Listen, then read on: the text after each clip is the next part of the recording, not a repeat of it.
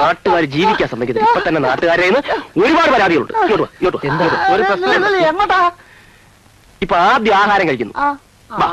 ആഹാരം അത് കഴിഞ്ഞ് വേറെ പ്രശ്നമുണ്ട്. ഇങ്ങോട്ട് വന്ന് നാട്ടുകാർ കൈ വെക്കുന്നതിന് മുമ്പ് ഇതാര്? അച്യുതന്റെ അമ്മയെ വിളിക്കും. ഇയാളുടെ കയ്യിൽ നിന്നാണ് അച്യുതൻ ദുബായി പോകാൻ കാശ് വാങ്ങിച്ചത്.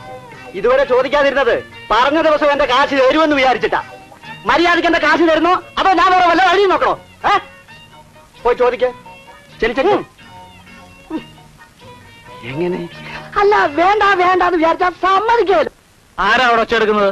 അച്ചേട്ടൻ വാങ്ങിച്ച കാശ് കൊടുക്കാൻ. എന്താ സാവിത്രി, അച്ചു കാശൊന്നും വെച്ചിരുന്നില്ലേ? അവൻ വരുമ്പോ കാശൊക്കെ ഒന്നിച്ചു കൊണ്ടുവരാൻ എഴുതിയിരിക്കുന്നു. കയ്യിലിരിക്കുന്ന കാശും കൊടുത്തിട്ട് കടിക്കുന്ന പൂച്ചാരടിച്ചെന്ന് പറഞ്ഞ പോലെ ആയിപ്പോയല്ലോ. ഒരവധി പറഞ്ഞു തന്നില്ല, രണ്ടാവധി പറഞ്ഞു തന്നില്ല, ഇപ്പൊ മൂന്നവ. എന്താണോ ഇയാളുടെ കയ്യിൽ നിന്നാ അച്യുതൻ 8000 രൂപ ദുബായി പോകാൻ മേടിച്ചത്. ആണോടോ?